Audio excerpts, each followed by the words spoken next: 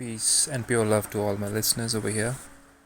I'm Shanu here, back again in the series of relationships which we have just started.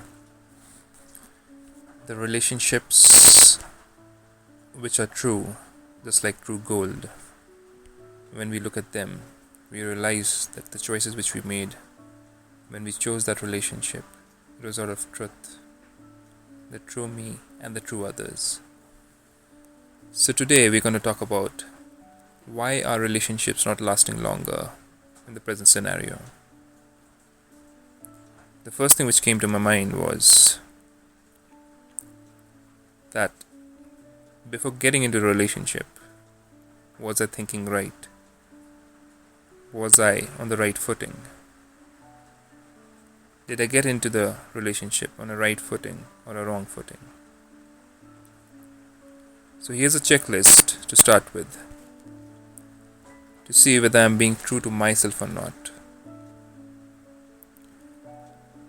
Did I get into a relationship, or am I getting into a relationship with these kind of beliefs or thought patterns?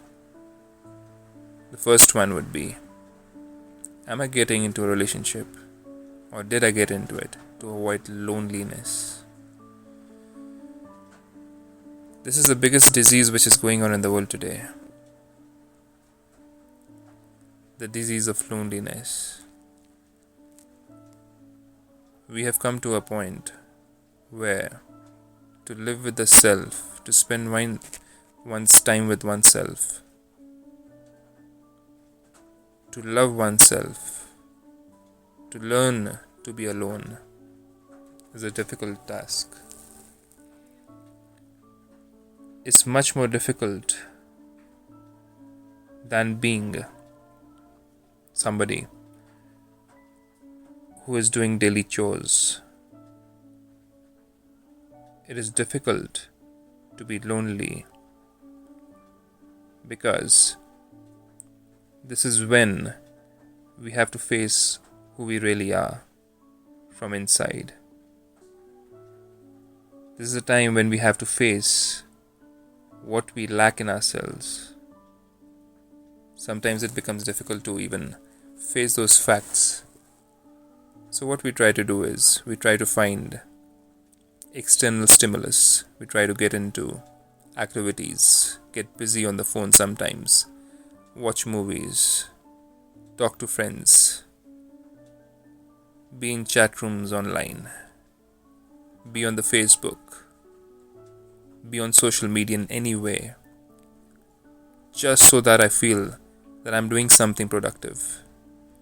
But the fact is, if you see deep within yourself, it is actually running from the self. So the thing is, if I can love being with myself, then anybody else would love to be around me. If I'm able to lead my own life, if I'm able to do things, being alone, get into activities,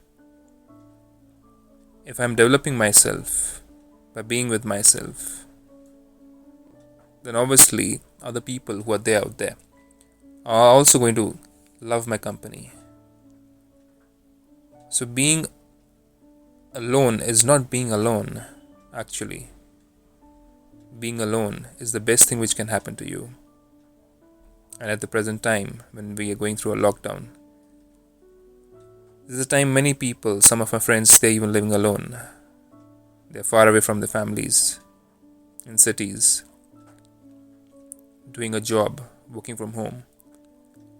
Some of them are spending time working on themselves, exercising, cooking, learning new things, new activities. I'm actually making myself a better person. I'm actually making myself somebody who can give back to the society, or even to the person who's going to come into my life. I'm raising my vibrations at some level. So, the thing is, I should never get into a relationship just to fill in that void. This is the downside. Second thing, since everyone is in a relationship, so it's a trend, I too should be in one. let me say, or let me call it as the boyfriend-girlfriend syndrome, or the marriage syndrome. It's time to get married. It's time to have somebody in my life. So when we follow that trend, we generally make those mistakes. The intellect doesn't choose who is right for me, but chooses on the basis of I need somebody. This is a syndrome which I need to be very careful about. The youth today, youngsters, are following this. I am in a college. I better have somebody in my life. What will people think about me if I'm alone, if I don't have anybody?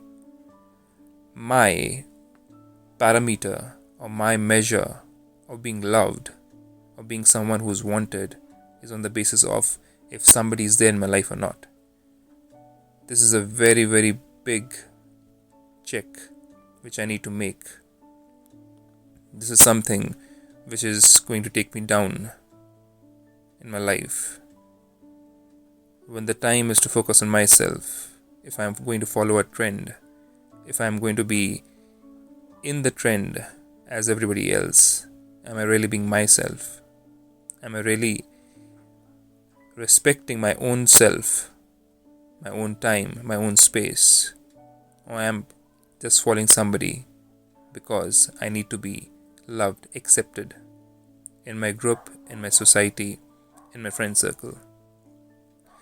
The third thing is, and the one which is the most important over here, is because of physical bodily needs. You see, in the olden days, there was a time when people used to come together in relationships. Actually, couple of years back, couple of hundreds of years back, let's say, our grandparents' time, people came together to love each other's qualities more than physical aspects of physical beauty. And they used to come together to procreate, to start a family. But in the present scenario today, the main reason why relationships fall apart is because the main foundation of it starts basically on the outer beauty aspect, the physical bodily needs.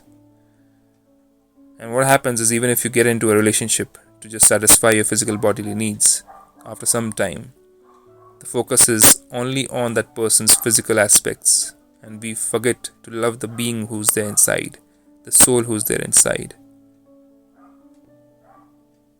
And then starts the little fights of ignorance, little fights of feeling not loved, little fights of feeling I'm being used.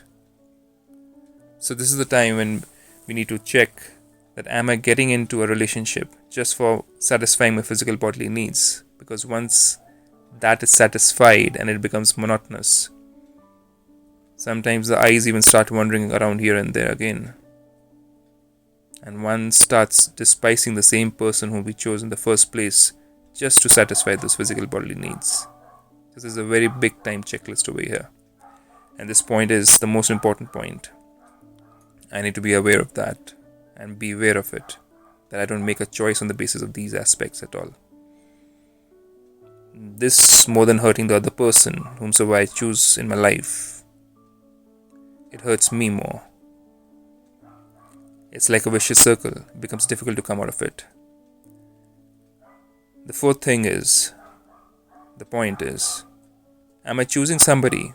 Am I being into a relationship or getting into a relationship just because that person will make me happy and complete and fulfilled again? This is again a downside to it. Nobody in this world can make me happy, no matter what. I can make myself happy and complete.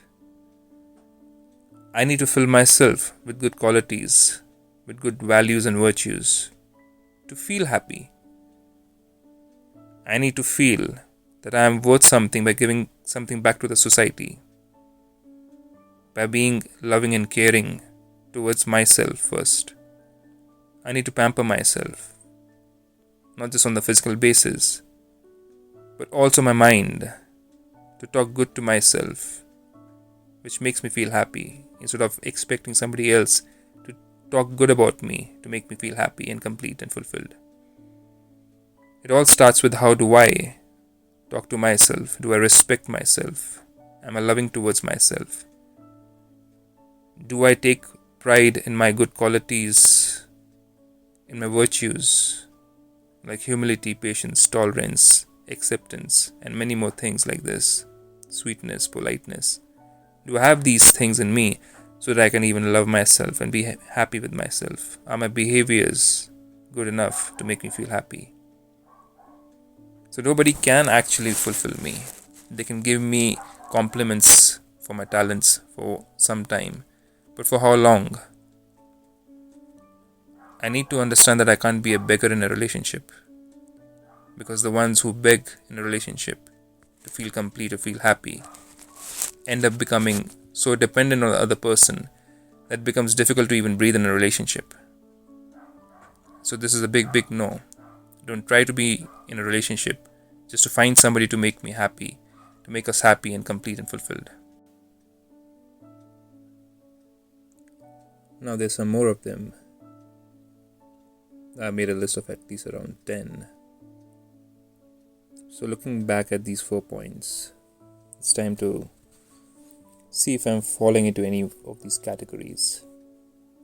And if I've fallen into these categories and I'm into a relationship already, and this was the foundation with which I started, let me chart another course of this relationship. Let me slowly, with love, self-love, change the foundation. Break the foundation slowly, and at the same time make a new one. It's a little difficult, but then it's not impossible. And if I am not into a relationship yet, then I need to make sure that I don't think or feel these feelings or be in this state before getting into one. There are points, 6 more of them, which we shall discuss in the next. And then again, it will be time to find out what exactly is the right footing to get into a relationship. What should I be doing? How should I be? What kind of lifestyle? What kind of ways of thinking? What kind of belief system should I have? What kind of standing should I have? What kind of standards should I have in my life? Even before I get into a relationship and I haven't reached those standards. And how long does it take to reach those standards? Till then, hang on.